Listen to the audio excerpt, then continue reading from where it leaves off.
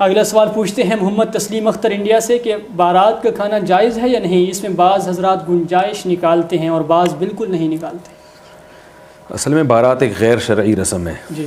اسلام کا مزاج یہ ہے کہ نکاح کے موقع پر جتنا خرچہ ہو لڑکے والوں کی طرف سے ہو، مرد کی طرف سے ہو۔ صحیح۔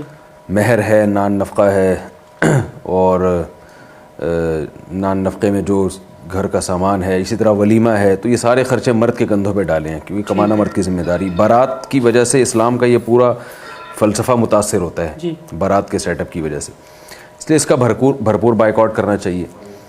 البتہ کیونکہ اس کا کھانا بذات خود حرام نہیں ہے، یعنی ظاہر ہے وہ حلال پیسوں سے بنا ہے، تو اس کھانے کو بذات خود ناجائز نہیں کہا جا سکتا کہ یہ کھانا ہی حرام ہے، اس میں شرکت کرنا جائز نہیں ہے، اس لیے کہ غیر شرعی چیز کی تائید ہو رہی ہے۔ لیکن یہ شرکت بھی اس کے لیے ناجائز ہے جو مجبور نہ ہو۔ مجبوری سے میری مراد یہ ہے کہ بعض دفعہ ایسے ہوتا ہے کہ لڑکی والوں کو بارات کا کھانا اس لیے کھلانا پڑتا ہے کہ لڑکے والے بعد میں ان کو تانا دیتے ہیں اور اس کو بہت سخت وہ کرتے ہیں، تو جیسے ایسی مجبوری میں رشوت دینا جائز ہے۔ رشوت دینا ویسے تو جائز نہیں ہے، گناہ ہے سخت، لیکن آپ کو پتہ ہے کہ اگر میں نے نہیں دی تو میرا حق ہی نہیں ملے گا، مجھ پہ ظلم ہوگا۔ بالکل۔ تو ظلم سے بچنے کے لیے رشوت دینا جیسے جائز ہے، اس صورت میں صرف لینے والے کو گناہ ہوگا۔ ٹھیک ہے۔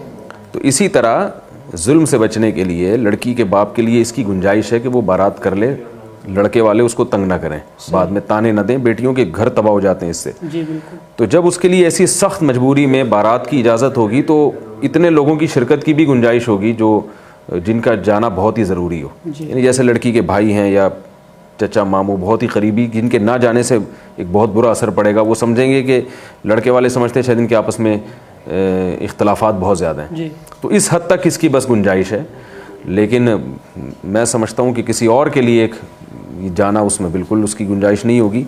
اور اس رسم کا بھرپور بائیکاٹ کرنا چاہیے، اور یہ بائیکاٹ لڑکے والوں کی طرف سے ہو سکتا ہے، یعنی وہ یہ کہیں کہ ہمیں کوئی پرابلم نہیں ہے، ہم نہ آپ کی بیٹی کو کبھی تانا دیں گے زندگی میں، آپ نہ کریں یہ کام۔ ٹھیک ہے۔ تو وہ اگر اس میں محنت نہیں کرتے اور فورس نہیں کرتے تو وہ ضرور گناہ گار ہوں گے۔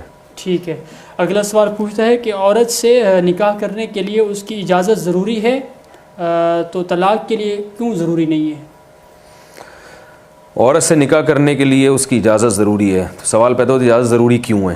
جی یہ بھی تو ایک سوال ہو سکتا ہے نا، کیوں ضروری ہے؟ ہم یہ اس کا جواب دیں گے بے اس لیے کہ اللہ اس کے رسول نے عورت کی اجازت کو ضروری قرار دیا ہے، زبردستی نہیں نکاح ہو سکتا۔ صحیح۔ تو بیائی نہیں، طلاق کا اختیار اللہ نے صرف مرد کو دیا، عورت نکاح ختم نہیں کر سکتی۔ اس کی بھی یہی دلیل ہے کہ یہ بھی اللہ نے قانون بنایا ہے۔ صحیح۔ اسلام میں عورت کی مرضی کے بغیر نکاح جائز نہیں ہے، لیکن نکاح ختم کرنے کے لیے مرد کی مرضی ضروری ہے، عورت اپنی مرضی سے نکاح ختم نہیں کر سکتی۔ یہ ایک پکا ڈھکا قانون ہے۔ اس کی حکمتیں کیا ہیں یہ ایک طویل موضوع ہے کہ اس میں کیا شریعت کی نظر میں حکمتیں کیا ہیں، لیکن شریعت کے احکام کا مدار حکمت پر نہیں ہوتا، بالکل نصوص پر ہوتا ہے۔ جو اسلام نے لاء بنا دیا، قانون بنا دیا، قانون بہرحال یہی ہے کہ نکاح ختم کرنے کا جو اصل اختیار ہے وہ مرد کے پاس ہے۔ ٹھیک ہے، نکاح ختم کرنے کا جو اصل اختیار ہے وہ مرد کے پاس ہے۔